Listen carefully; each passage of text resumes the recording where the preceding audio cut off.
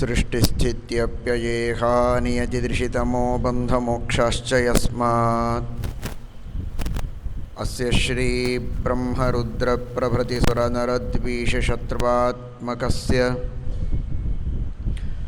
विष्णोर्व्यस्ताः समस्ताः सकलगुणनिधिः सर्वदोषव्यपेतः पूर्णानन्दाव्ययो यो गुरुरपि परमश्चिन्तयेतं महान्तम् जन्माद्यस्य यतोऽन्वयादितरतश्चार्थेष्वभिज्ञस्वराट् तेने ब्रह्महृदाय आदिकवये मुह्यन्ति यं सूरयः तेजोवारिमृदां यथा विनिमयो यत्र त्रिसर्गो मृषा धाम्ना स्वेन सदा निरस्तकुहकं सत्यं परं धीमहि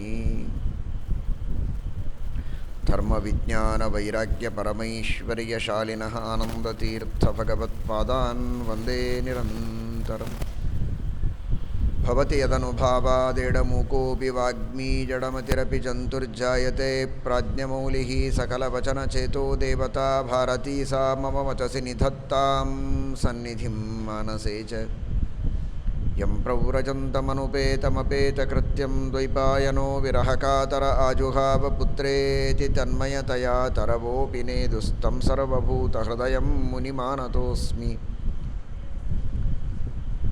नमोस्तु तात्विका देवाः विष्णुभक्तिपरायणाः धर्ममार्गे प्रेरयन्तु भवन्तः सर्व एव हि नौमि न्यायसुधादिकृज्जयमुनीन् श्रीपादरट्सन्मणीन् व्यासार्यान् विविधागमब्धिविहरान् श्रीवादिराजानपि वन्दे हंसवरान् रघुत्तमगुरून् वैदग्ध्यवाराम्निधीन् श्रीसत्यव्रतराघवेन्द्रमुनिपान् सद्बोधसध्यानपान् सत्याभिज्ञकराब्जोत्थान् पञ्चाशद्वर्षपूजकान् सत्यप्रमोदतीर्थार्यान् नौमि न्यायसुधारतान्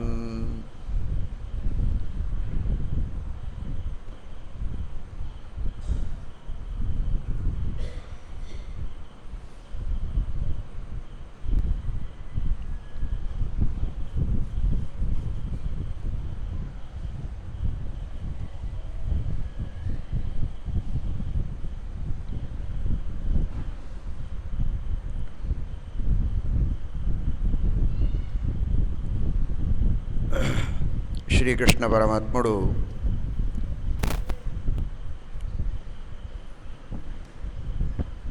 పరమ భగవద్భక్తుడైన ఉద్ధవుడికి అద్భుతంగా ఆయన తరించేటట్టు ఉపదేశం చేసి తరువాత బ్రహ్మాది దేవతలు ప్రార్థించినట్టు ఆ భగవంతుడు తన అవతార కార్యాన్ని చాలిద్దామని నిశ్చయం చేసుకొని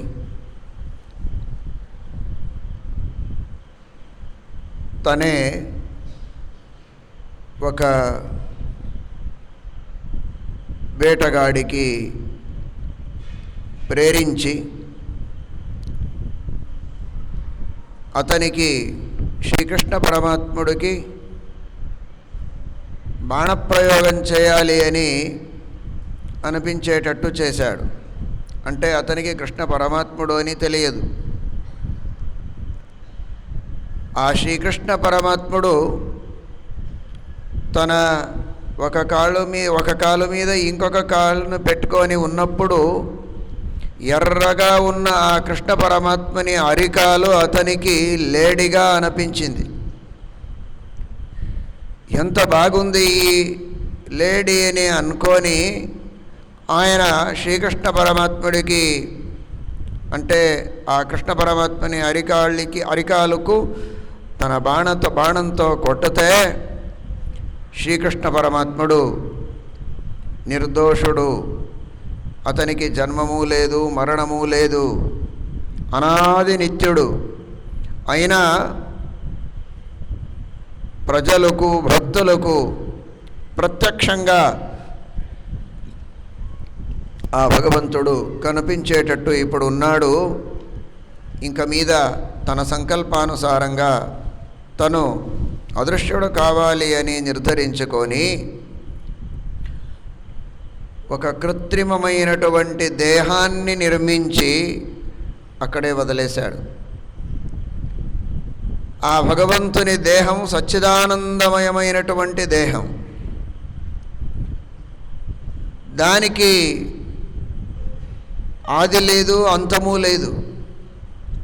అయితే ఆ భగవంతుడు ఒక పాంచభౌతికమైనటువంటి కొత్త శరీరాన్ని తనే నిర్మించి అవతల అలాగే పెట్టి అందరికీ భ్రాంతి వచ్చేటట్టు భగవంతుడు కూడా తన దేహాన్ని వదిలిపోయాడే అని అసురులు, దుర్జనులు, అజ్ఞానులు అనుకొని ఆ భ్రమంలోనే ఉండిపోయి వారి యోగ్యతానుసారంగా వారు తమస్సుని పొందుగాక అనే ఉద్దేశ్యంతో ఆ భగవంతుడు అలా చూయించాడు.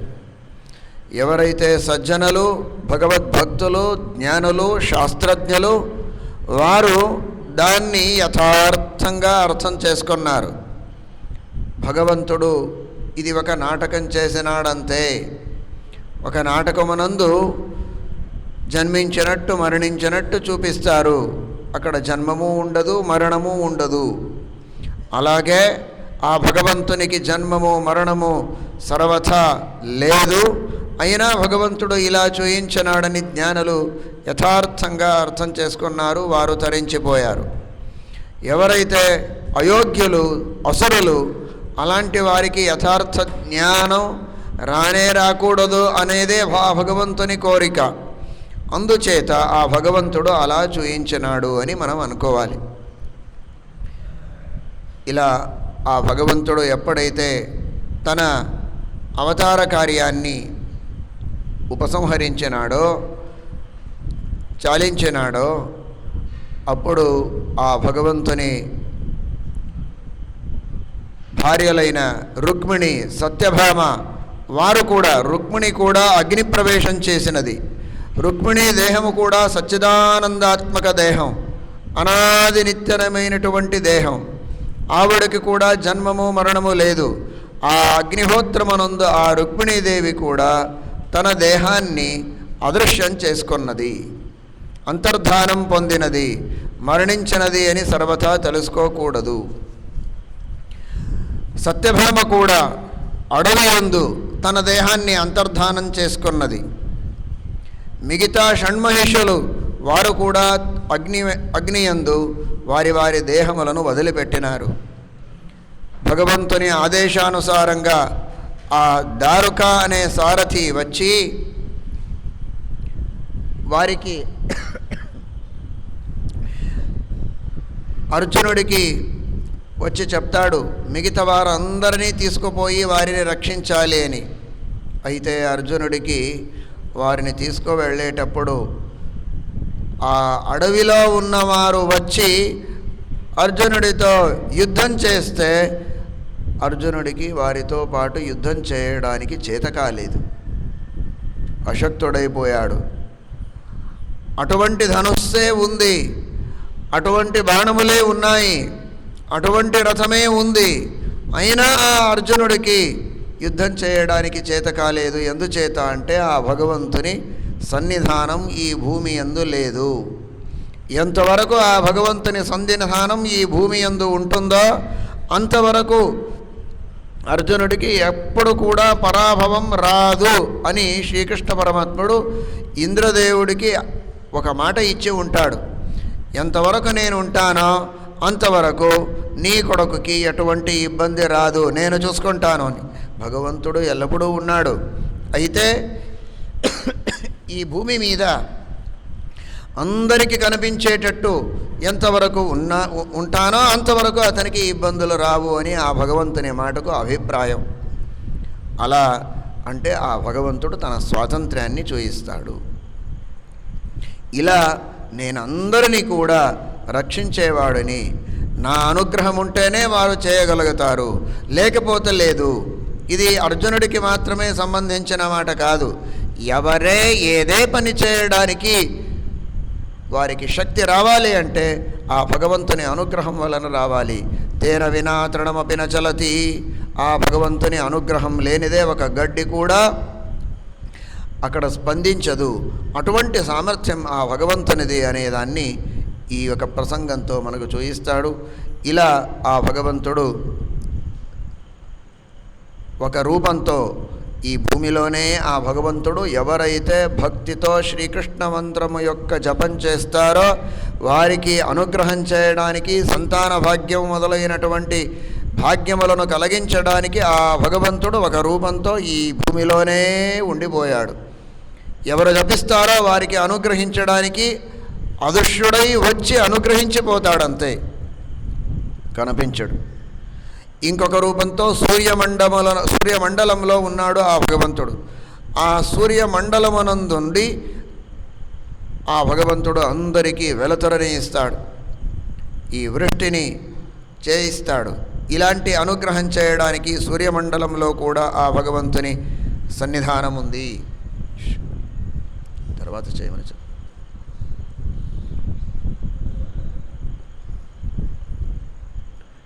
అలాగే ఒక రూపంతో ఆ భగవంతుడు ఆ స్వర్గలోకమనందు ఉన్నాడు. మరొక రూపంతో బ్రహ్మలోకమనందు, ఇంకొక రూపంతో తన మూల రూపమైనటువంటి ఆ శ్వేతద్వీపంలో ఉన్న ఆ నారాయణ రూపం, ఆ నారాయణ రూపమనందు ఆ భగవంతుడు విశేషంగా కలిసిపోయి ఉంటాడు. ఇలా 5 రూపములను చేసి శ్రీకృష్ణ పరమాత్ముడు 5 స్థలమునందు తను ఉన్నాడు అనేదాన్ని శ్రీమన్మధ్వాచార్యులు మహాభారత తాత్పర్య నిర్ణయమునందు ఉపదేశం గావించారు. ఇలా ఆ భగవంతుడు తన అవతార కార్యాన్ని సమాప్తి చేశాడనే దాన్ని ఏకాదశ స్కంధమునందు చెప్తారు. తర్వాత ద్వాదశ స్కంధమునందు ఈ కలియుగము యొక్క ప్రభావాన్ని చెప్తారు. శ్రీకృష్ణ పరమాత్ముడే తన ఒక విశిష్టమైనటువంటి శక్తితో, అచింత్యాద్భుతమైనటువంటి శక్తి ఆ భగవంతునది, అలాంటి తన ఆ ఊహింపనలవిగాని శక్తి వలన ఆ భగవంతుడు ఈ కలియుగాన్ని కొద్దిగా ముందట లాగాడు. కలియుగం అప్పుడే వచ్చి ఉండే, అయితే తను తన సామర్థ్యంతో పాండవులు ఉన్నంత వరకు, తను ఈ భూమి యందు కనిపించేటట్టు ఉన్నంత వరకు కలియుగము యొక్క ప్రభావం అవ్వకుండా చూశాడు. ఇప్పుడు ఆ కలియుగం యొక్క ప్రభావం కూడా రావాలి అనే ఉద్దేశంతో ఆ భగవంతుడు దానికి అనుమతించినాడు. ఆ కలియుగంలో రకరకాల దుఃఖములు, రకరకాల అధర్మాలు మనకు కనిపిస్తాయి అని ఆ కలియుగం యొక్క వర్ణనం చేస్తుంది భాగవతం. వర్ణాశ్రమ ధర్మం ఉండదు. సుఖానికి మూలం ధర్మం. ధర్మము ఉండదు, సుఖము ఉండదు. ఉన్న దాంట్లోనే సుఖంగా ఉన్నాము అనుకుంటారు కానీ నిజమైన సుఖం ఏమిటి అనేదే తెలియదు. ఒక ఉదాహరణానికి చెప్పాలి అంటే మహాభారతంలో వచ్చిన ఆ అశ్వత్థామ యొక్క ఉదాహరణం. ఆ అశ్వత్థామాచార్యులకు రోజు కృపి, ఆ అశ్వత్థామాచార్యుల యొక్క తల్లి నిజమైన పాలు ఇవ్వడానికి శక్తి లేక పిండిని ఒక నీళ్లతో కలిపి ఇదే పాలు అని ఇచ్చే ఒక ప్రసంగం ఉండే. అప్పుడు ఒకసారి దుర్యోధనుడు తన ఇంటికి పిలిచి నిజమైన పాలు ఏది ఉంటుందో దాన్ని ఇస్తాడు. చాలా మంచిగా మసాలా వేసి అలాంటి ఉత్తమమైనటువంటి అంటే ఏమి, ఆ దుర్యోధనుడు ఇచ్చింది ఉత్తమం కాదు, అయితే నిజమైన పాలు అంతే. అలాంటి పాలు ఇచ్చినప్పుడు ఇది నిజమైన పాల అని తెలిసిందట అశ్వత్థామాచార్యుల వరకు. అంతవరకు ఆ పిండి నీళ్లు కలిసి ఇచ్చిన దాన్నే పాలు అనుకునేవారు. అలా అయింది మనందరి పరిస్థితి. ఇప్పుడేం మేము అనుభవిస్తున్నామో ఇదే నిజమైన సుఖం అనుకుంటున్నాము. ఇది నిజమైన సుఖం కాదు, మన సుఖమే. అయితే నిజమైన సుఖం అంటే ఎలా ఉంటుంది అనేది తెలియదు మాకు. కొద్దిగా డబ్బులు వస్తే సుఖం అనుకుంటాం, పంచభక్షములను వేస్తే ఆకు మీద తినేటప్పుడు సుఖం అనుకుంటాం. ఇది నిజమైన సుఖం కాదు. నిజమైన సుఖం మనకు మన వర్ణాశ్రమోచితమైనటువంటి ధర్మములను చేసి జ్ఞానం పొంది ఆ జ్ఞానం వలన ఏ సుఖం పొందగలుగుతామో ఆ సుఖం, అది నిజమైన సుఖం. దాంట్లో దుఃఖం ఉండదు. ఆ దుఃఖంతో కలిసిపోకుండా శుద్ధంగా ఉన్న సుఖం, అది నిజమైన సుఖం. అలాంటి సుఖం మనకు దొరకాలి అంటే అది పుణ్యంతో దొరుకుతుంది. అటువంటి పుణ్యం ఇక్కడ ఉండదు. అందరూ వర్ణాశ్రమ ధర్మములను నిదానంగా వదులుతూ వస్తారు. బ్రాహ్మణులు అంటే ఎవరికి పిలవాలి అంటే, ఎవరికి యజ్ఞోపవీతం ఉంటుందో అది కూడా నల్లగా ఉంటుంది. ఆ యజ్ఞోపవీతాన్ని చూసి వీరు బ్రాహ్మణులు అనుకోవాలి. పాతకాలంలో యజ్ఞోపవీతం చూసి బ్రాహ్మణులు అని గుర్తుపెట్టే అవసరం లేకుండే. వారి తేజస్సును, వారి వర్చస్సును, బ్రహ్మవర్చస్సును చూసి వీరి బ్రాహ్మణులు అని తెలిసేది. ఆ పరిస్థితి లేదు ఇప్పుడు. ఎలా వస్తుంది ఆ వర్చస్సు? లోపల ఫోకస్ పెట్టుకుంటే వస్తుందా? అది ఫోకస్ లైటు రాదు. అది వేదాధ్యయనం వలన వస్తుంది, ఆ భగవంతుని ధ్యానం వలన వస్తుంది. పరోపకారం, బ్రహ్మచర్యం, అహింస మొదలైనటువంటి ఆ సద్గుణములతో ఆ బ్రహ్మవర్చస్సు వస్తుంది. అలాంటి బ్రహ్మవర్చస్సు, అలాంటి ఆ బ్రహ్మతేజస్సు అది ఉండదు. ఇలాగే క్షత్రియులు, వైశ్యులు, శూద్రులు ఆ వర్ణం కలిగిన వారు ఎటువంటి ధర్మములను పాటించాలో ఆ ధర్మములను పాటించకుండా ఉన్నందుకు వారికి ఉండే ఒక శక్తి, ఆ తేజస్సు అది హ్రాసమైతూ పోతుంది, తగ్గుతూ పోతుంది.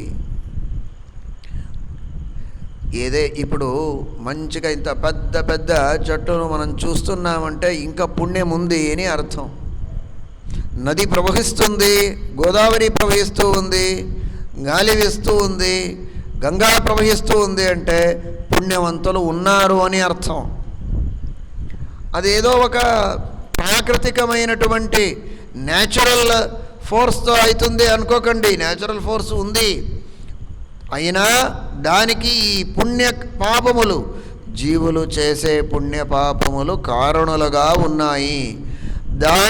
వాటిని కారణములుగా పెట్టుకొని దాన్ని చేసేవాడు, నిర్మించేవాడు, దాన్ని నిర్వహించేవాడు ఆ స్వతంత్రుడైన భగవంతుడు ఉన్నాడు అనేదాన్ని మరిచిపోకండి. ఆ భగవంతుడు జీవుల పుణ్యపాపములచే వీటన్నిటినీ చేస్తూ ఉంటాడు. అందుచేత ఎప్పుడైతే పాపములే ఎక్కువ అయిపోతాయి, పుణ్యం నశించిపోతుంది, అప్పుడు చెట్టు అంటే పెద్ద పెద్ద ఈ మర్రి చెట్టు ఇలాంటివి ఇంతగానే ఉంటాయి, చాలా ఒక అణుగా కనిపిస్తాయి. ఏదో ఒక రేణు, ఒక ధూళి కణం ఎక్కడైనా పడితే ఎలా అనిపిస్తుందో అలా చెట్లు ఉంటాయట. ఈ అశ్వత్థ వృక్షం, వటవృక్షం అంటే అంత చిన్న చిన్న వృక్షం. ఆ పెద్ద పెద్ద వృక్షాలే అలాగుంటే మనుషులు ఎలా ఉంటారో ఆలోచించండి. చిన్న చిన్న వారందరూ కూడా ఆ పెద్ద దేహంతో, పెద్ద నోటితో, పెద్ద పెద్ద భక్ష్యభోజ్యములను తినే ఒక శక్తియే ఉండదు. ఇంతే, ఒక చిన్న ప్రమాణం ఉన్నట్టు. అప్పుడు చాతుర్మాస్యం చేసినా దానికంటే చిన్న భక్ష్యాలను చేయాలి, అంతే, ఇంతే. వడ్డించే వాళ్ళు ఎక్కడ ఉన్నారు, ఆకలి ఎక్కడ ఉన్నాయి, భవనం ఎక్కడ ఉంది, ఎవరు తింటున్నారు, ఏమీ కనిపించదు. అలాంటి పరిస్థితి వచ్చేస్తుంది. ఇప్పుడు కాదు, చిట్ట చివరకు కలియుగమనందు. ఎందుచేత ఇది ఏదో ఒక కథ చెప్తున్నారు అనుకోకండి, పాపమే దీనికి కారణం. ఇప్పుడు భోగం చేస్తాము, ఒక ఆనందం ఉంది, ఈ ఆనందం అప్పుడు ఉండదు. ఎందుచేత అంటే ఆ పాపం ఎక్కువ అయిపోయి ఉంటుంది.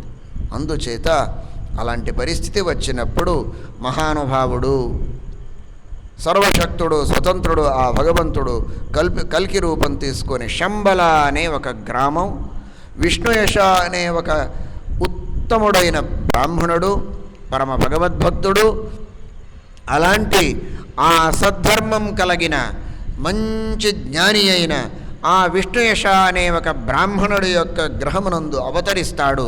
సాక్షాత్ శ్రీమన్నారాయణుడు కల్కి రూపాన్ని స్వీకరించి, కలేస్తుకాత్కారత ఏవ కల్కి అంటారు శ్రీమదానంద తీర్థ భగవత్పాదాచార్యులు. మనం రోజు తలుచుకోవాలి. నిజంగా చూస్తే ఇంకా కలియుగం అయిపోవడానికి రాలేదు, ఇంకా చాలా సంవత్సరాలు ఉన్నాయి అని అనుకుంటాము. కానీ ఆ కలియుగము యొక్క ప్రభావం మన మీద ఎక్కువ అవ్వకూడదు అని కోరిక ఉంటే ఆ కల్కి రూపము యొక్క ధ్యానాన్ని ప్రతిరోజు చేయవలసింది. ఆ కలియుగము యొక్క ప్రభావం అవ్వకుండా చూసుకుంటాడట. కలేస్తు కాత్కారత, ఆ కలి యొక్క ప్రభావాన్ని నిరాకరించే, దూరం చేసే ఒక శక్తి కలిగిన ఆ ఒక ఉపకారం చేసే స్వరూపానికి కల్కి అంటారు. కల కామధేను అని కూడా శ్రీమద్ ఆచార్యులు అన్నారు ఒక చోట గీతాభాష్యమునందు. కల అనే ధాతువుకు వేలాది అర్థములు ఉన్నాయి. కామధేను వలె, కామధేను ఎలా అడిగిన దాన్ని ఇస్తుందో అలాగే ఈ ధాతు కూడా మనమైనటువంటి అర్థం ఇవ్వగలుగుతుంది. అందుచేత ఆ భగవంతుడు సర్వజ్ఞుడు, సర్వోత్తముడు, సర్వశక్తుడు, స్వతంత్రుడు మొదలైనటువంటి అర్థములు ఈ కల్కి అనే శబ్దానికి మనం చేసుకోవచ్చు.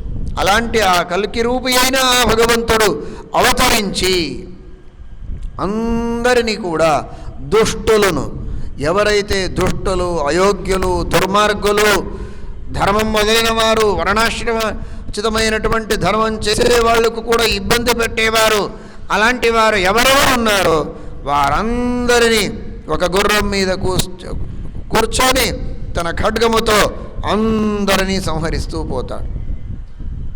అటువంటి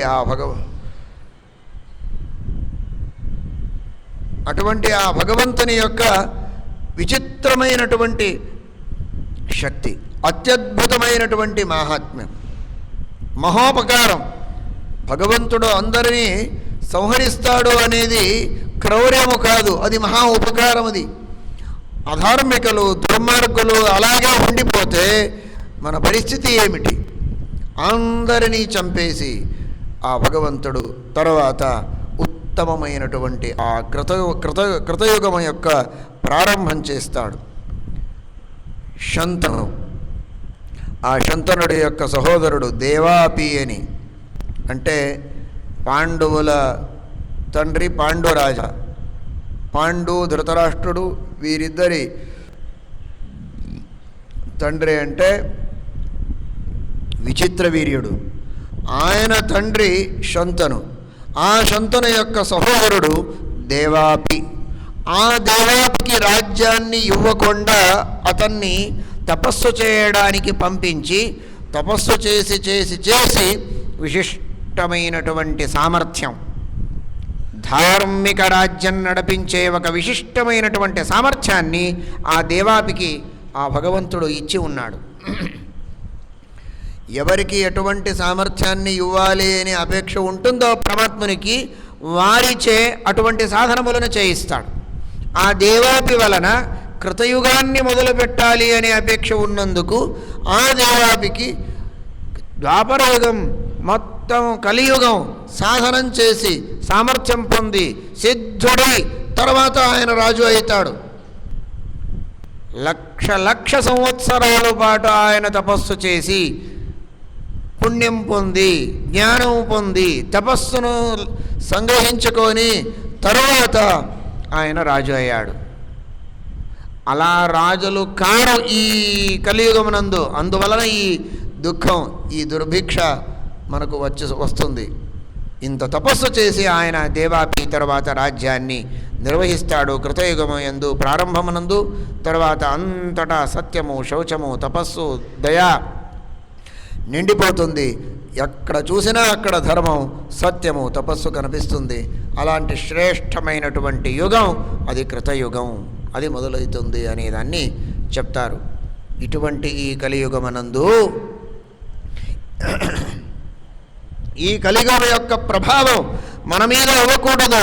ముందట కృతయుగం వస్తుంది నిజం. ఇప్పుడు మనమైతే ఈ కలియుగమనందు ఉన్నాము కదా, ఏం చేయాలి? దానికి శుకాచార్యులు అంటారు, ఆ భగవంతుని కథను ఎల్లప్పుడూ వింటూ ఉండాలి. ఆ భగవంతుని కథను వింటూ ఉంటే మనలో భక్తి పెరుగుతూ పోతుంది. ఈ కలియుగం యొక్క ప్రభావం మనకవ్వదు. తదేవ నిత్యం శృణుయాదభీక్షణం. ఎల్లప్పుడూ ఆ భగవంతుని మహిమనే వింటూ ఉండాలి. దాని వలన మనం తరించిపోతామనే దాన్ని చెప్తారు. దీన్ని చెప్తూ ఇంకొక మాట అంటారు, కలేర్దోషనిధేహే రాజన్ అస్తిహ్యేకో మహన్ గుణ కీర్తనాదేవ కృష్ణస్య ముక్తసంగః పరం వ్రజేత్. ఈ కలియుగమనందు దోషాలు ఎక్కువ ఉన్న ఒక గుణం, చాలా పెద్ద గుణం అంటే ఈ కలియుగమనందు అది ఆ భగవంతుణ్ణి భక్తిపూర్వకంగా మనఃపూర్వకంగా శ్రద్ధతో ఒక్కసారి మనం స్మరణం చేస్తే చాలు. ఆ భగవంతుని స్మరణం చేస్తూ అనుసంధానం మనస్సులో ఉంచుతూ ఆ భగవంతుని ఒక నామాన్ని పలుకుతే చాలు, తరించిపోతాం. ఈ లాభం ఏ యుగమునందు లేదు. ఆ భగవంతుడు చూడండి, సామాన్యంగా కొందరికి అంగవైకల్యం ఉంటుంది, ఏదో లోటుపాట్లు ఉంటాయి, వారికి ఏదో ఒక విశేషం ఇచ్చి ఉంటాడు ఆ భగవంతుడు. నడవడానికి కాదు, కాళ్ళు సరిగ్గా ఉండవు, అలాంటి వాడు కూడా మంచిగా పాటలను పాడతాడు. దాని వలన ఆయన తరించిపోతాడు. గురుడివాడు ఏది కనిపించదు, అయినా అతనికి విచిత్రమైనటువంటి కళా కౌశలం ఉంటుంది. ఆ కౌశలం వలన ఆయన బ్రతుకుతాడు. అలా మనుషులకు ఎలా ఒక్కొక్క అంగ వైకల్యం ఉన్నా ఇంకొక అంగము యొక్క కౌశల్యాన్ని ఇచ్చి ఆయన తరింపచేస్తాడు ఆ భగవంతుడు. అలాగే ఈ యుగాల్లో కూడా కలియుగంలో చాలా దోషాలు ఉన్నాయి, అంగవైకల్యం చాలా ఉంది, అయినా ఒక విశిష్టమైనటువంటి సౌలభ్యాన్ని ఈ కలియుగమనందు ఆ భగవంతుడు అందచేసి మనకి ఇచ్చినాడు. అదేమిటి అంటే ఏమీ లేదు, ఒకసారి ఆ భగవంతుని నామాన్ని పలకండి చాలు, పలకితే మనం తరించిపోతాము. అటువంటి అనుగ్రహం ఆ భగవంతుని అనుగ్రహం. కృతే ధ్యాయతో విష్ణో త్రేతాయాం యజతో ముఖైః ద్వాపరే పరిచర్యాయాః కలౌ తద్ధరి కీర్తనాత్. కృతయుగమునందు ధ్యానం చేయాలి. ధ్యానమా తేలిక, చాలా తేలిక అనుకుంటారు. ధ్యానం అంత తేలిక కాదు. ధ్యానం డబ్బులు ఖర్చు కాదు, శ్రమ ఉండదు. ఇలా కూర్చుంటే ధ్యానం అవుతుంది కదా, ఇలా కూర్చుంటే నిద్ర వస్తుంది అంతే, ధ్యానం కాదు. ధ్యానం అంత తేలిక కాదు, చాలా కష్టం. అది దేహము యొక్క నిగ్రహం చాలా తేలిక, మనస్సు యొక్క నిగ్రహం తేలిక కాదు. అలాంటి ఆ ధ్యానాన్ని చేసి తరించేవారు కృతయుగమునందు చాలా కష్టం. త్రేతాయుగమునందు అంత శక్తి కలిగిన వారు ఎవరు ధ్యానం చేయరు త్రేతాయుగమునందు అని అర్థం కాదు. ఎంత ఎక్కువ ధ్యానం చేసేవారు ఉండేవాళ్ళ కృతయుగమునందు అంత ఎక్కువ త్రేతాయుగమునందు లేరు. వారేం చేస్తారు? త్రేతాయాం యజతో ముఖైః యజ్ఞయాగములను చేస్తారు. అది కూడా చాలా కష్టం. ధ్యానం కంటే కొద్దిగా తేలిక అయినా సౌలభ్యం ఉన్నా దీనికంటే కష్టం. ఆ యజ్ఞయాగములను చేసి చాలా విధి విధానాలు ఉన్నాయి ఆ యజ్ఞయాగములకు. అవన్నీ చేసి యజ్ఞయాగములను చేసి తరించిపోతారు. ద్వాపరయుగమునందు అది చేయడానికి చేతకాక భగవంతుని పూజ చేస్తారు. షోడశోపచార పూజలను చేసి వారు తరించిపోతారు. ఈ కలియుగమునందు పూజ చేయడానికి కుదరదు, యజ్ఞం చేయడానికి చేత కాదు, ధ్యానం చేయడానికి అస్సలు చేత కాదు. ఇటువంటి పరిస్థితిలో ఏం చేయాలి? ఆ భగవంతుని నామాన్ని పలకాలి. హరే కృష్ణ గోవింద జయ జయ రామ హరే జయ జయ కృష్ణ హరే గట్టిగా పెట్టుకోండి మనస్సులో. దాన్ని పట్టుకుంటే చాలు. దీన్ని విని ఎవరు రోజు ఇప్పుడు పూజ చేస్తూ ఉన్నారో వారు గట్టిగా కట్టి ఇంకా మీద దేవుని పూజ చేయము, ఇలాగే ఉండని. నేనేం చేయను అని చెప్పను. నా వంశమునందు పుట్టేవాళ్ళు నిదానంగా మరొక్కసారి ద్వాపరయుగం వచ్చినప్పుడు, ద్వాపరయుగంలో షోడశోపచార పూజ కదా, అప్పుడు చేస్తారు. మన వంశంలో పుట్టినవారు అనకండి. అంటే ద్వాపరయుగమునందు ఎంత భక్తితో ఒక పూనికతో చేయడానికి వారికి శక్తి ఉండేనో అటువంటి శక్తి ఇప్పుడు లేదు. కావున మనం ఎక్కువగా కీర్తనం చేయాలి. చేసే సమయమునందు పూజ చేయాలి. మధ్యాహ్నమునందు యోగ్యమైనటువంటి విహితమైనటువంటి కాలంలో పూజ నైవేద్యం అవన్నీ చేసి రేయింబవళ్ళు మొత్తం పూజ చేయడానికి చేత కాకపోయినా ఆ భగవంతుని నామస్మరణాన్ని చేయడానికి ఎటువంటి మడి అవసరం లేదు. ఎటువంటి దేశము యొక్క నిర్బంధాలు లేవు. సార్వభౌమ వ్రతమని ఇది చెప్పబడినది శాస్త్రంలో. ఏ భూమి యందు కూడా, ఏ కాలమునందు కూడా, ఏ పరిస్థితి యందు కూడా మడి ఉన్న మైల ఉన్న మనం చేయడానికి చాలా సౌలభ్యంగా మనకు ఉండేది అది ఆ భగవంతుని నామ సంకీర్తనం, స్మరణం, అనుసంధానం. దాన్ని చేయండి. అవకాశం ఉన్నప్పుడు, అంటే యోగ్యమైనటువంటి కాలమునందు పూజ. అప్పుడు పూజనే ఎక్కువ చేయడానికి శక్తి ఉండేవాళ్ళు. అటువంటి శక్తి లేదు. కావున కాస్త పూజ చేసి మిగతా సమయమునందు ఆ భగవంతుని స్మరణం చేయవలను అనేది ఈ సందేశానికి అర్థం. ఇలా ఆ శుకాచార్యులు ఉపదేశించినారు. ఉపదేశించిన తర్వాత అతనికి సమాధానపరుస్తూ ఉన్నారు పరీక్షిద్రాజుకు. పరీక్షిద్రాజా, నీవు బెంగపడకు, మరణానికి బెంగపడకు. ఎందుకు? బుద్ధ్యానుమాన గర్భిణ్యా, ఒక అనుమానం. ఆ అనుమానం నీవు మనస్సులో తలుచుకుంటే తరించిపోతావంతే. ఎటువంటి మృత్యు భయం నీకుండదు.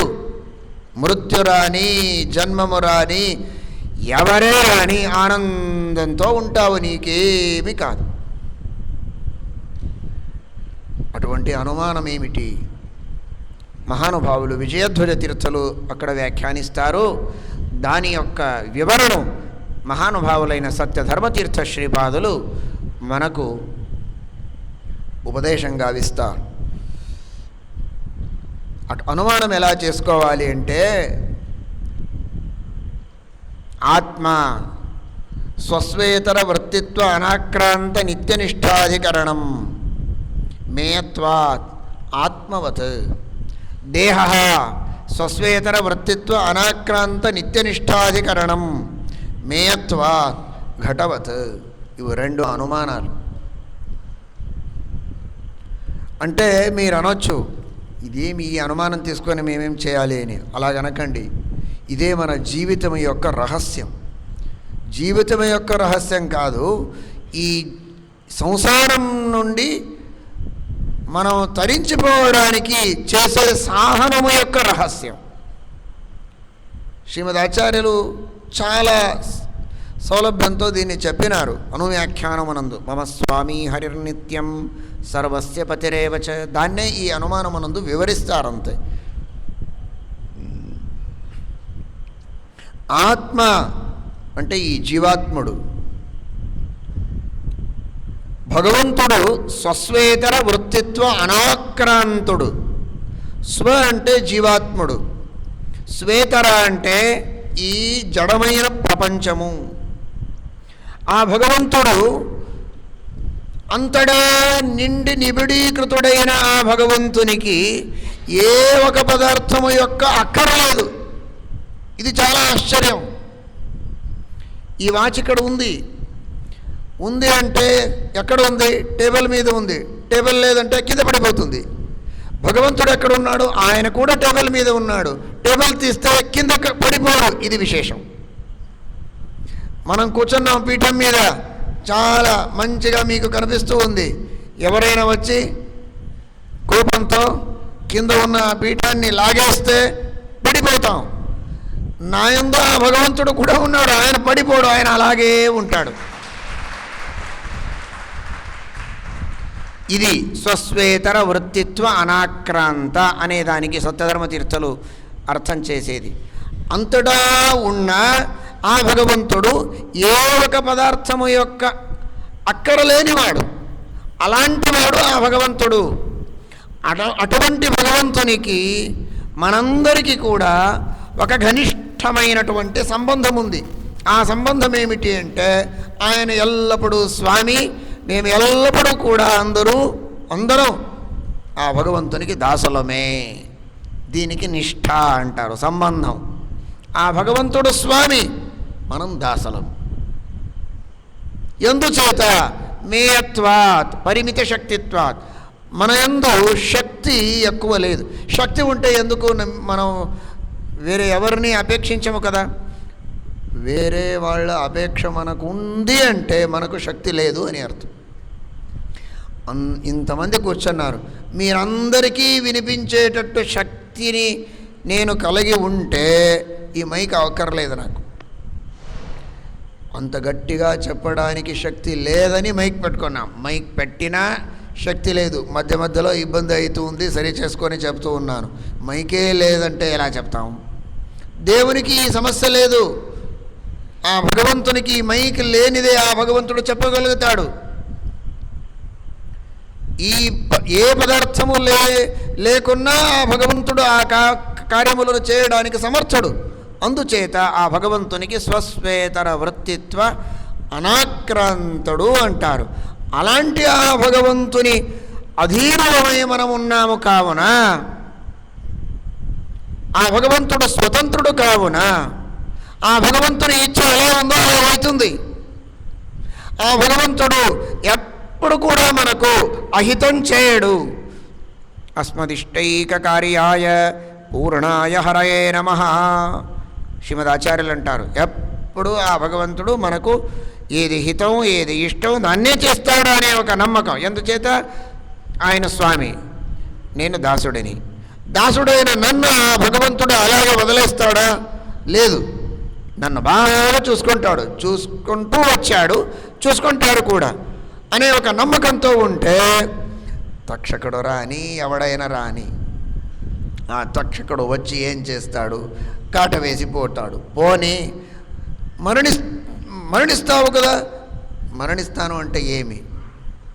ఇది ఒక పాత బట్ట కట్టుకొని మొత్తం ఇది చెడిపోయింది, దీన్ని వదిలేసి కొత్త బట్ట తీసుకొని కట్టుకుంటానంతే అనే ఒక ధైర్యం వచ్చేస్తుంది నీకు ఆ భగవంతుని స్వాతంత్ర్యాన్ని, స్వామిత్వాన్ని తలుచుకుంటే. ఇలా ఈ జీవాత్ముడు మాత్రమే కాక ఈ దేహము కూడా ఆ భగవంతుని అధీనమే. మేయత్వాత్ ఘటవత్. ఇక్కడ మేయత్వాత్ అనే దానికి పరిమిత శక్తి కలిగినది అని అర్థం కాదు. శక్తి అంటే ఒక ప్రయత్నం అని అర్థంలో తీసుకుంటే జడ పదార్థాలకు ప్రయత్నం ఉండదు. కావున పరిమిత పరిమాణం ఏదే ఒక చిన్న వస్తువు ఉంటే, పరిమిత పరిమాణం కలిగిన వస్తువు ఏదైనా ఉంటే అది ఆ భగవంతుని అధీనమే. అందుచేత ఈ దేహము కూడా భగవంతుని అధీనం, జీవాత్ముడు కూడా భగవంతుని అధీనుడు. ఇలా ఉన్నప్పుడు ఈ దేహమునందు ఉన్న ఈ జీవాత్ముడికి మరణం వస్తుంది అనే భయంతో ఎందుకు దుఃఖించాలి? దుఃఖమే ఉండదు నీకు. నీవు బెంగపడకుండా హాయిగా ఉండు, ఆనందంతో ఉండు అని పరీక్షిద్రాజుకు చెప్పినప్పుడు పరీక్షిద్రాజు తల వంచి ఆ మాటను ఆనతిని స్వీకరించాడు. మీరు చెప్పేది నిజం, నాకు ఇప్పుడు ఎటువంటి బెంగ లేదు, ఆనందంతో ఉన్నాను, ఆ భగవంతుని స్మరిస్తూ ఉన్నాను, ఒక్క ముద్ద కూడా నేను తీసుకోలేదు, ఉపవాసంతో ఉన్నా, ఏది త్రాగకుండా ఉన్నా నాకు దప్పిక లేదు, ఆకలి లేదు, అమృతపానం చేసినట్టు నాకు తృప్తి ఉంది అంటాడు ఆయన పరీక్షిద్రాజు. ఇలా అన్నాడు. శుకాచార్యులు ఉపదేశం గావించి వారు వెళ్ళిపోయారు. తరువాత ధ్యానిస్తూ ఉన్నప్పుడు తక్షకుడు వచ్చాడు. చూడండి, ఆ పరీక్షిత్ రాజు యొక్క మహాత్మ్యాన్ని మీరు చాలా విన్నారు, వింటూ ఉన్నారు. మహానుభావుడు, పరమ భగవద్భక్తుడు, శ్రీకృష్ణ పరమాత్ముడికి అత్యంత ప్రియమైన అర్జునుడి యొక్క మనమాడు ఆయన. అర్జునుడి కొడుకు అభిమన్యు కొడుకు ఈ పరీక్షిత్ రాజు. పరమ భగవద్భక్తుడు, తన ప్రియరాలైన పరమ ప్రీత్యాస్పదరాలైన ఆ సుభద్ర యొక్క మనమాడు, అర్జునుడి యొక్క మనమాడు. ఇంత ప్రీతి కలిగిన ప్రీత్యాస్పదుడైన ఆ పరీక్షిత్ రాజుకు భగవంతునికి బ్రతికించడానికి శక్తి లేదా? శక్తి ఉంది, బ్రతికించాడు కూడా. ఎప్పుడు? సాక్షాత్ జగత్ సంహారకులైన రుద్రావతార సంభూతులైన అశ్వత్థామాచార్యులే బ్రహ్మాస్త్రాన్ని ప్రయోగించినప్పుడు కడుపునందు తను ప్రవేశించి సుదర్శనాస్త్రంతో ఆ భగవంతుడు పరీక్షిత్ రాజుని రక్షించినవాడు. గర్భమునందు పుట్టేటప్పుడు మరణించి పుట్టిన మరొక్కసారి బ్రతికించినాడు ఆ భగవంతుడు.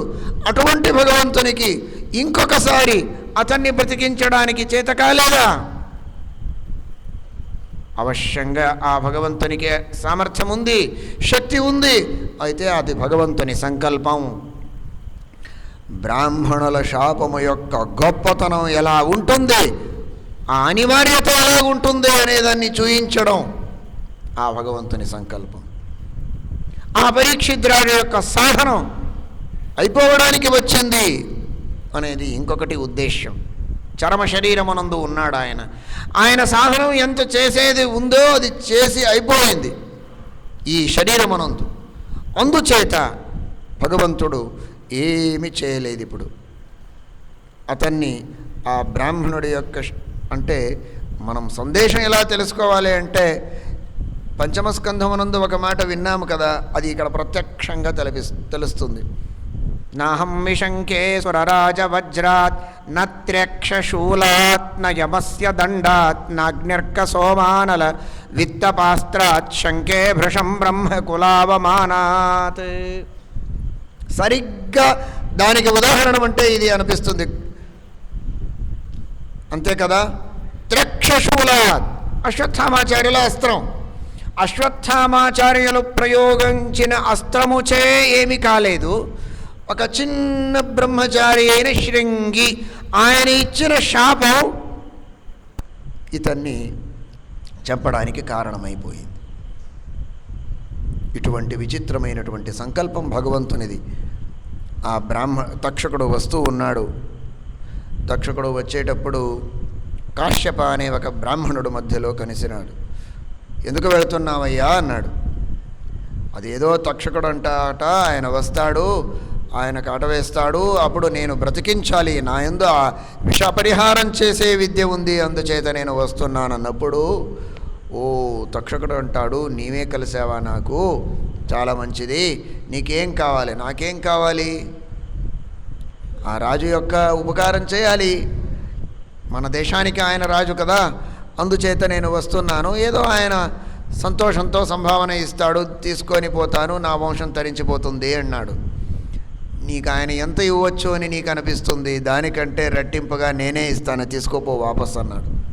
ఆయన ఆలోచించాడు, ఆయనకి డబ్బులు అక్కర్లేదు, కానీ ఎప్పుడు ఇలా మాట వచ్చిందో లోపల వచ్చేటప్పుడే ఈ మాట వచ్చింది అంటే భగవంతుని సంకల్పం ఎలా ఉండొచ్చు అనేదాన్ని తలుచుకొని, సరే భగవంతుడు ఇలాగే సంకల్పించినాడు, ఇతని ఆయుష్యం ఇంతనే ఉంది అని ఆ భగవంతుని సంకల్పం ఉందో అనుకొని తరువాత ఆయన వెళ్ళిపోయాడు.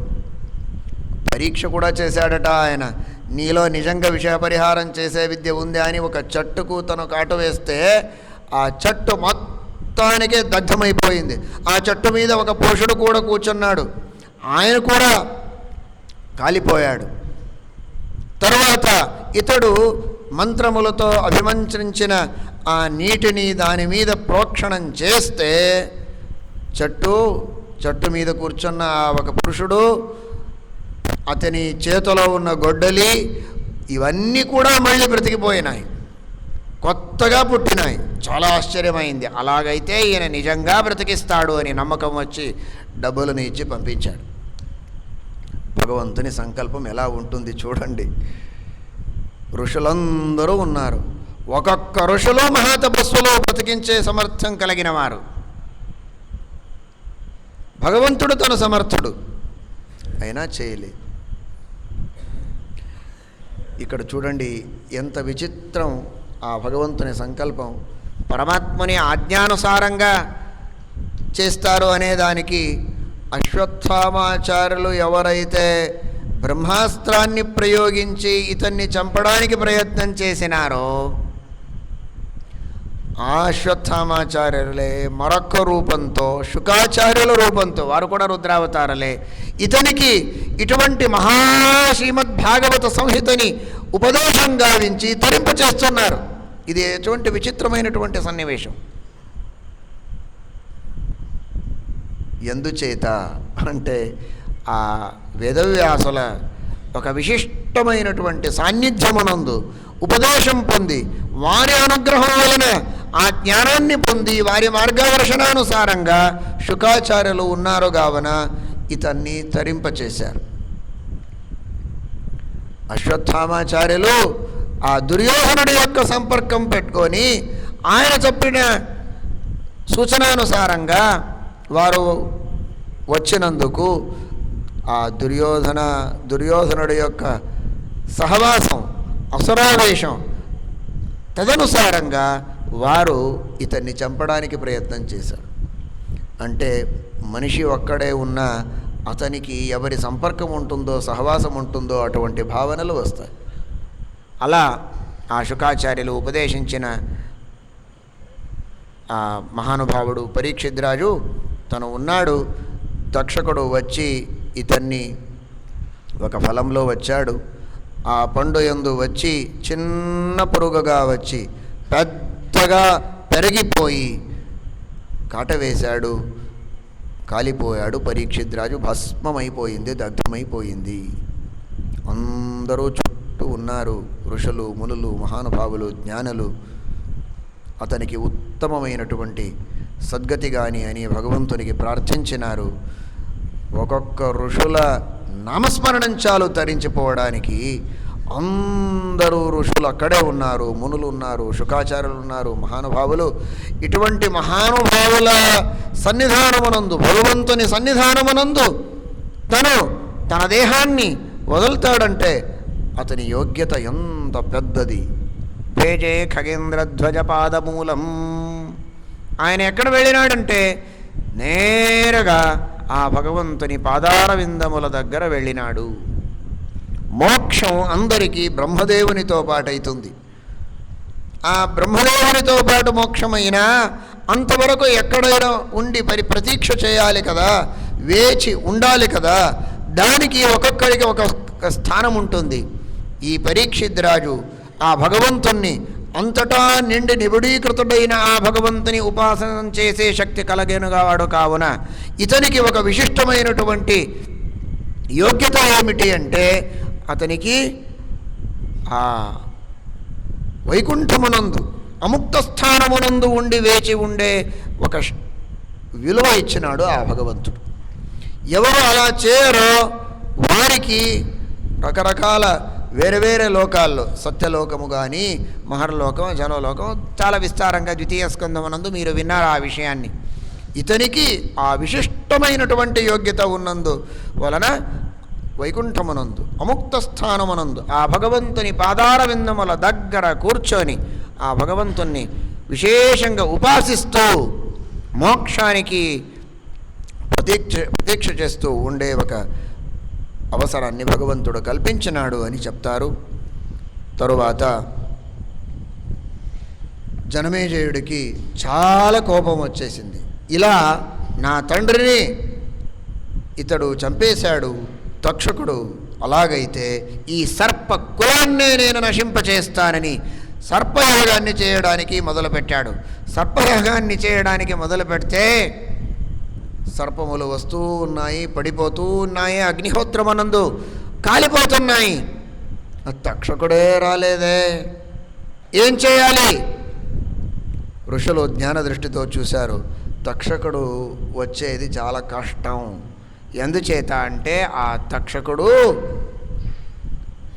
ఆ ఇంద్రదేవుని యొక్క సింహాసనము యొక్క కాళ్ళకు చుట్టుకొని ఉన్నాడు, ఆయన రాడు అని చెప్పినట్టు. అలాగైతే ఆ ఇంద్రదేవుణ్ణి కూడా పిలిచేయండి, మీ మంత్రానికి సామర్థ్యము లేదా?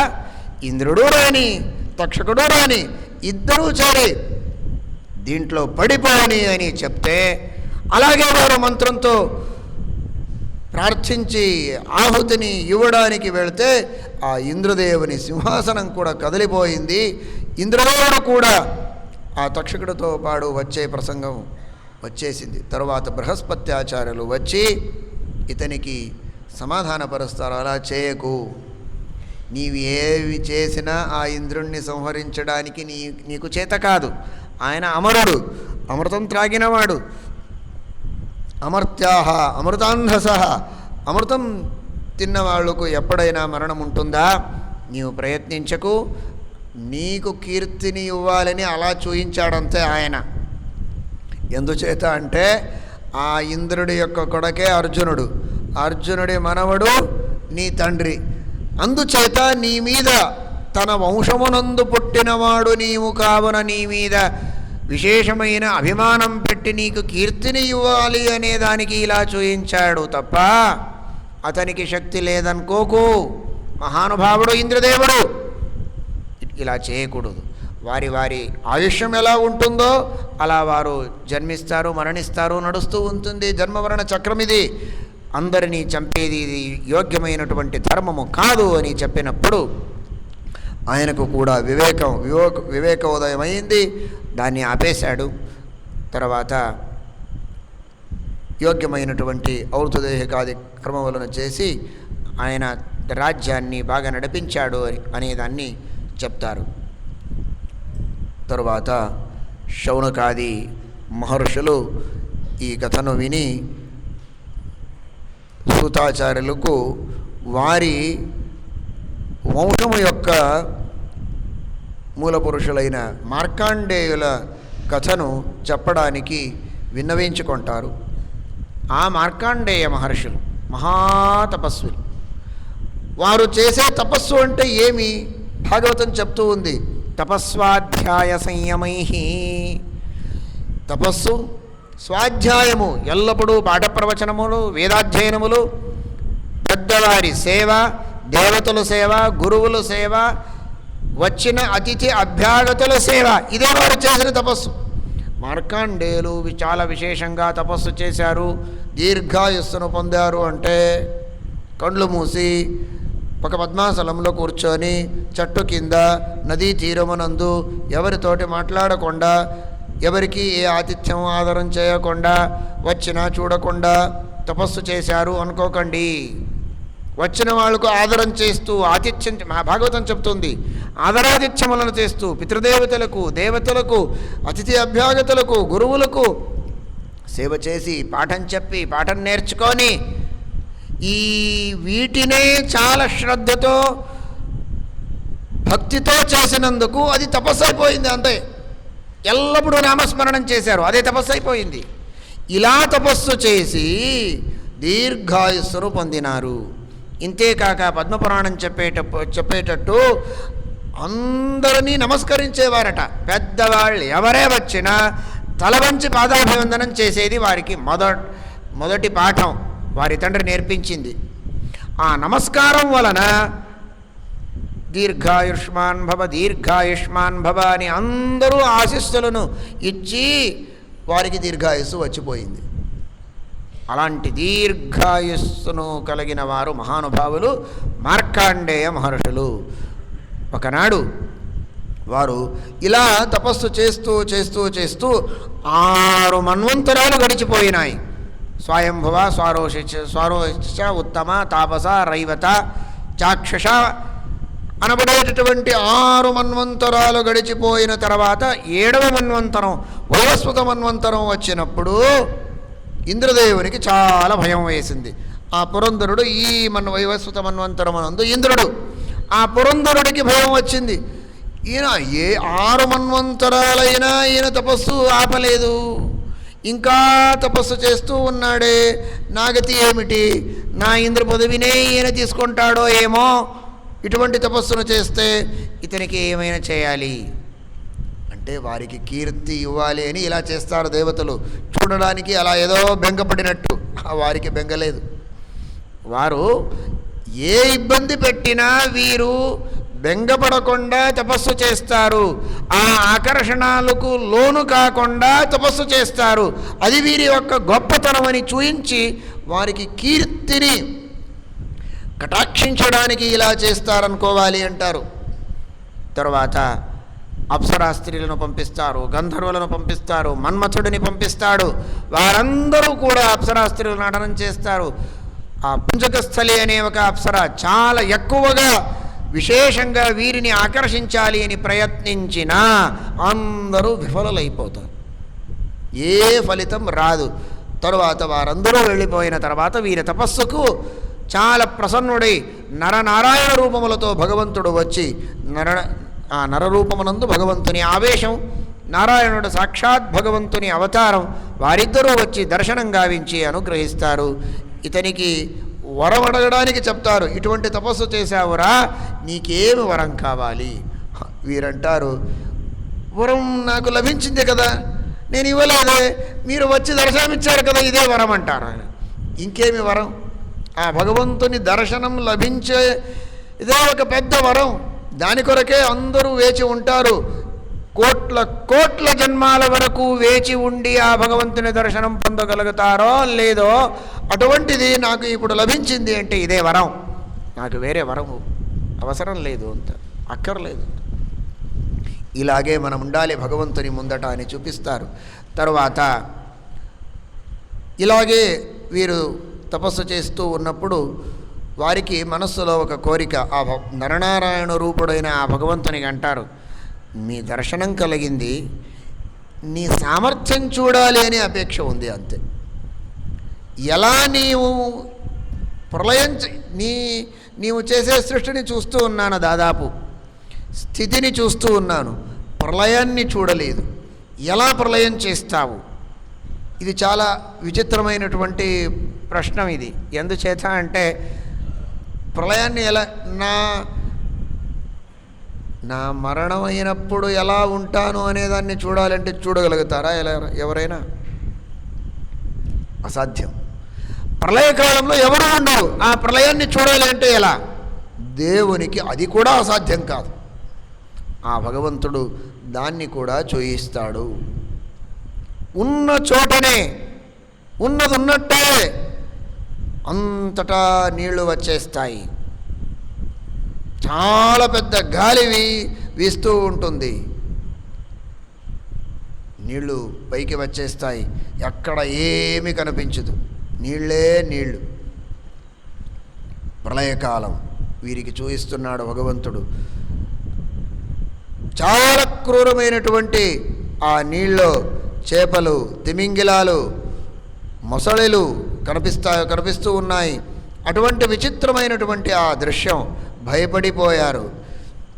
అంతటా చూస్తూ ఉన్నప్పుడు ఒక చోట ఒక పెద్ద ఆకు, ఆ వటపత్రము, ఆ వట చెట్టు యొక్క ఆకు, పెద్ద ఆకు, దాని మీద ఒక చిన్న అబ్బాయి, చాలా చిన్న బిడ్డ ఏం చేస్తూ ఉంది?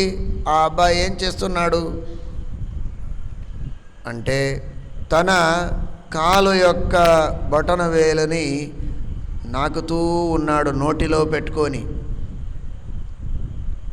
చిన్న అబ్బాయి, ఎంత చిన్న అబ్బాయి అంటే శాస్త్రమునందు చెప్తారు, ఆ భగవంతుడు 7 లక్షల యోజన విస్తీర్ణమైనటువంటి అతని రూపం. చాలా చిన్న అబ్బాయి కదా ఆ భగవంతుని రూపం అంటే, నిజంగా చాలా చిన్న అబ్బాయి ఆయన. ఇప్పుడు చూడండి, మనుష్యుల చిన్న పాప అంటే ఇంతనే ఉంటుంది. ఇప్పుడే పుట్టిన ఒక అబ్బాయి ఉన్నాడంటే ఇంతే ఉంటాడు. అదే ఒక చీము ఉంటుంది, అది కూడా పుట్టినప్పుడు చిన్నది ఉంటుంది. అయితే దీనికి దానికి తేడా ఉంది, ప్రపోర్షనేట్లీ తేడా ఉంది కదా. అలాగే భగవంతుడు ఈ విశ్వమంతా నిండి నిబిడీకృతుడై ఉన్న ఆ భగవంతుని ఆ చిన్న రూపము అంటే అది 7 లక్షల జనములున్నా అది చిన్నదే ఆ భగవంతునికి. ఎందుకంటే ఇటువంటి పెద్ద రూపానికి అది చిన్న రూపమే. ఆ చిన్న రూపముతో ఆ భగవంతుడు ఆ వటపత్రము యొక్క ఆకు మీద పడకోరి తన కాలు యొక్క బొటన వేలుని నాకుతూ ఉన్నప్పుడు వీరు చూసి ఎంత బాగున్నాడే అబ్బాయి అని దగ్గర వెళితే లోపల పోయారు. ఆ భగవంతుడు చాలా వేగంతో ఊపిరి తీసుకున్నాడు. ఊపిరి తీసుకుంటే ఆ ముక్కతో లోపల పోయారు. లోపల చూస్తాడు, అక్కడ కూడా నీళ్లు, అక్కడ కూడా గాలి ఉంది, భయంకరమైనటువంటి వాతావరణం. అక్కడ ఈ పుష్యభద్రా నది, వారు అక్కడ కూడా తన్ను చూస్తూ ఉన్నారు. ఇదే దృశ్యం లోపల వచ్చిన ఇదే దృశ్యం కనిపిస్తూ ఉంది అన్నప్పుడు భగవంతుడు శ్వాసాన్ని బయటికి వేశాడు. ఊపిరి బయటికి వస్తే మరల బయటికి పడ్డారు. బయటికి అదే కనిపించింది. ఆశ్చర్యమైపోయింది. కాస్తసేపు ఇలాగే ఆ అద్భుతమైనటువంటి ప్రళయ దృశ్యాన్ని చూసి తర్వాత ఉన్నదున్నట్టే అది అదృశ్యమైపోయింది. అక్కడ ఏమీ లేదు. ఇది మాయ కాదు, ఆ భగవంతుని అచింత్యాద్భుత శక్తితో ఆ భగవంతుడు చూయించింది. అదే పుష్యభద్రా నదీ తీరం, ఆశ్రమం. శాంతంగా వారు ఎక్కడ కూర్చున్నారో అక్కడే ఉన్నారు. ఇవన్నీ చూసి ఆనందం అనుభవించి వచ్చేసినారు. అది ఎలా సాధ్యం? అది ఊహించడానికి కాదు. ఇటువంటి అనుగ్రహాన్ని భగవంతుడు అంటే భగవంతుని ప్రసాదం దొరకితే ఏది అసాధ్యము కాదు అనేదానికి ఇది ఉదాహరణ. బ్రహ్మాండము యొక్క ప్రళయాన్ని చేసి చూయించిన ఆ భగవంతునికి మనలో ఉన్న కామక్రోధ లోభ మోహ మద మాత్సర్య మొదలైనటువంటి దోషముల ప్రళయం చేయుగాక అని ప్రార్థిస్తే భగవంతునికి ఆయన ప్రళయం చేయడా? అవశ్యంగా చేయగలుగుతాడు, చేస్తాడు కూడా అనేదాన్ని చూయించడానికి ఈ కథను చెప్పారనుకోండి. శ్రీమద్భాగవతం యొక్క ప్రధానమైనటువంటి ఫలితం అదే కదా. అలా ఆ భగవంతుడు ప్రళయాన్ని చూయించి తరింపచేశాడు. ఇలాగే వారు ధ్యానిస్తూ ఉన్నప్పుడు రుద్రదేవులు వస్తారు. పార్వతికి అంటారు, చూడవమ్మా, ఎటువంటి విచిత్రమైనటువంటి భక్తి ఉంటుంది వైష్ణవులకు, విష్ణు భక్తులకు. నేను చూయిస్తాను రా అని తీసుకువస్తాడు పార్వతిని. ముందట నిలబడి ఉంటారు. గంటసేపు 2 గంటల సేపు అలాగే నిలబడి ఉంటారు. కళ్ళు తీసి చూడడు ఈ మహానుభావుడు, ఆ రుద్రదేవుడు వచ్చిన. అంతగా ఏకాగ్ర మనస్సుతో ధ్యానిస్తూ ఉన్నప్పుడు రుద్రదేవుడు మనోభిమానులు కావిన వారి మనస్సు యందు హృదయమునందు ప్రవేశించి ఏ స్థలమునందు ఆ భగవంతుని ధ్యానం చేస్తూ ఉన్నారో వీరు, ఆ స్థలమునందు వారి యొక్క దర్శనాన్ని ఇతనికి ఇస్తారు రుద్రదేవులు. ఆయనకు భయం వేస్తుంది. నేను భగవంతుని నారాయణుని ధ్యానం చేస్తూ ఉన్నప్పుడు రుద్రదేవులు ఎలా వచ్చారు మనస్సులో అని బెంగపడి కళ్ళు తీసి చూస్తే రుద్రదేవులు ప్రత్యక్షంగా ఉన్నారు. సాష్టాంగ నమస్కారం చేసి క్షమించవలనని ప్రార్థించారు. నీవు చేసిన తపస్సుకు నేను ప్రసన్నుడైపోయాను, నీకేం వరం కావాలి అడుగు అంటే, నాకేమి వద్దు, భగవత్యచ్యుతాం భక్తిం తత్పరేషు తథాత్వయి. ఆ పరమాత్మని యందు, శ్రీమన్నారాయణుని యందు ఇలాగే పరమభక్తి నాకు కావాలి. ఆ భగవద్భక్తులోని రమాబ్రహ్మాది దేవతల్లో నాకు భక్తి కావాలి. త్వయి, నీయందు భక్తి కావాలి. విశేషమైనటువంటి భక్తిని ఇచ్చుగాక, దాన్ని వదిలి నేనేను అడగను అని వీరన్నప్పుడు తథాస్తు అని ఆ అనుగ్రహాన్ని చేసినారు మహానుభావులు రుద్రదేవులు. ఇలా ఆ రుద్రదేవులు అంటే శుకాచార్యులే ఉపదేశకులు, భగవద్భక్తిని ఇచ్చేవారు, వైష్ణవోత్తములైన ఆ రుద్రదేవులు మనకు విశేషమైన జ్ఞానభక్తి వైరాగ్యములను ఇవ్వాలి, వారిని విశేషంగా మేము స్మరించాలి అనేదాన్ని ఈ కథ మనకు తెలుపుతూ ఉంది. ఇలా ఆ మార్కాండేయ కథను చెప్పి తరువాత అంటారు, ఇటువంటి ఈ శ్రీమద్భాగవతాన్ని విశేషంగా ఎల్లప్పుడూ వింటూ ఉండాలి. కలిమల సంస్కృతి కాలనోఖిలేశ హరి ఇతరత్ర నగీయతే హ్యవీక్షణం ఇహతు పునర్భగవాన్ అశేషమూర్తి పరిపరిత అనుపదం కథాప్రసంగై. ఈ భాగవతమునందు ఒక్కొక్క కథను చెప్పేటప్పుడు, ఒక్కొక్క శ్లోకాన్ని రచించేటప్పుడు ఆ భగవంతుని కథను చెప్తూ, భగవంతుని మాహాత్మ్యాన్ని వివరిస్తూ, భగవంతుని యందు భక్తి పెరగేటట్టు మనకు ఉపదేశం చేశారు. ఇలా వేరే గ్రంథమునందు ఉపదేశం చేయలేదు. శ్రీమన్మహాభారతమునందు చేసిన దాన్ని అర్థం చేసుకునే శక్తి సామాన్యులకు లేదు. అటువంటి భాగవతము అతి శ్రేష్టమైనటువంటి గ్రంథము. దీన్ని ఎల్లప్పుడూ వింటూ ఉండాలి. ఉపచిత నవశక్తిభిः స్వాత్మన్యుపరచిత స్థిరజంగమ పాలనాయ భగవత ఉపలబ్ధిమత్రధామ్నే సురఋషభాయ నమః సనాతనాయ అంటారు. ఆ భగవంతుడు ప్రకృతితత్వము, మహత్తత్వము, అహంకారతత్వము, మనస్తత్వము, పంచమహాభూతులు, ఇటువంటి 9 శక్తులతో ఈ సమగ్రమైనటువంటి ప్రపంచాన్ని నిర్మించాడు, తనయందు ఉంచుకున్నాడు. తర్వాత ప్రళయకాలమునందు చివరకు తనయందు ప్రవేశించుకుంటాడు, ఇలా ప్రవేశింపచేసుకుంటాడు.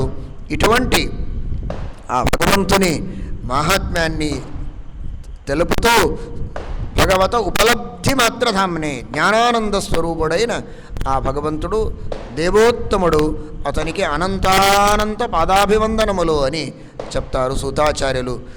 జ అనే అక్షరముతో ప్రారంభమవుతుంది జన్మాద్యస్య యతః అని. సురఋషభాయ నమః సనాతనాయ య అనే అక్షరంతో ఇది సమాప్తమవుతుంది. జ మరియు య వీటిని కలిపితే జయ అని అవుతుంది. జయప్రదమైనటువంటి గ్రంథం ఇది. ఈ సంసార బంధనంతో మనకు జయమిచ్చే గ్రంథం.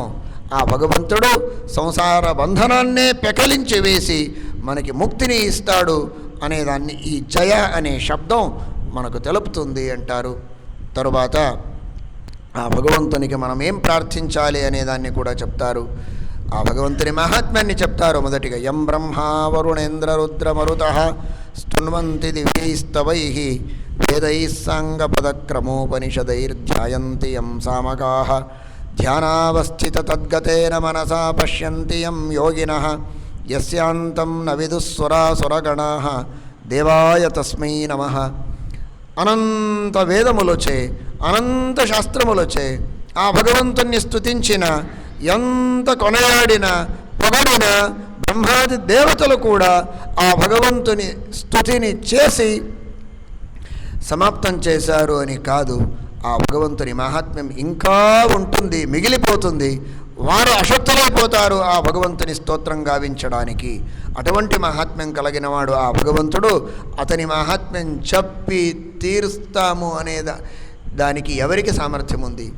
ఎవరు కూడా చెప్పి తీర్చగలము. అటువంటి మహాసామర్థ్యం ఆ భగవంతునిది. తరువాత ఆ భగవంతుడు భవే భవే యథాభక్తి పాదయోస్తవ జాయతే తథా కురుష్వ దేవేశ నాథస్త్వన్నో యతః ప్రభో. ప్రతి జన్మమునందు ఆ భగవంతుని యందు మనకు భక్తి ఉండాలి. ఈ జన్మం మనకు వచ్చేసింది, భగవంతుని మహాత్మ్యాన్ని వింటూ ఉన్నాము, భాగవతం చెప్తున్నాము, మీరు వింటున్నారు. ఇటువంటి భాగవత శ్రవణము, భాగవత ప్రవచనము, మహాభారత ప్రవచనము, శ్రీమన్మధ్వాచార్యుల సత్యాస్త్ర శ్రవణం ఈ జన్మమునందు దొరికింది, చాలా సంతోషం. వచ్చే జన్మమునందు ప్రశ్న చిహ్నం. ఏమవుతుందో ఎవరికి తెలుసు? కాకిగా పుడతామో, కుక్కగా పుడతామో, నక్కగా పుడతామో ఎవరికి తెలుసు? పందిగా పుడతాము, కొట్టి బయటికి పంపిస్తారంతే. భాగవత పురాణం వచ్చేటప్పుడు కుక్క వస్తే, పంది వస్తే కొట్టి బయటికి పంపిస్తారు. అందువలన అటువంటి జన్మము మనకు రాకూడదు. ఎటువంటి జన్మం వచ్చినా పర్వాలేదు, ఆ జన్మమునందు ఆ భగవంతుని యందు మనస్సుంటే చాలు, భగవంతుని యందు భక్తి ఉంటే చాలు, నేను తరించిపోతాను, అటువంటి అనుగ్రహం చేయగాక అని భగవంతునికి ప్రార్థించాలి. దీనికి వేరే ఏ ప్రార్థన కూడా మేము చేయకూడదు. ఈ భాగవత శ్రవణానికి అత్యంత యోగ్యమైనటువంటి ప్రార్థన ఏమి అనేదాన్ని ఆ భాగవతమే మనకు చెప్పి చూయించింది. నామ సంకీర్తనం యస్య సర్వపాప ప్రణాశనం ప్రణామో దుఃఖశమనః తం నమామి హరిం పరం. ఆ భగవంతుని నామ సంకీర్తనాన్ని చేస్తే అన్ని పాపములు కూడా నశింపబడతాయి. అలాగే ఆ భగవంతునికి భక్తితో ప్రణామం చేస్తే ఎటువంటి దుఃఖము కూడా మనలో ఉండదు. ఆ దుఃఖముతో మనం ముక్తులైతాము అనేదాన్ని చెప్తారు.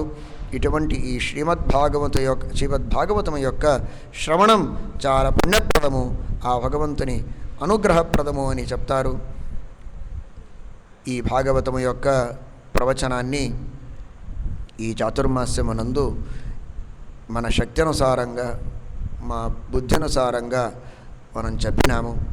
సమయము, శక్తి, బుద్ధి ఎంత ఉందో అంత చెప్పాము.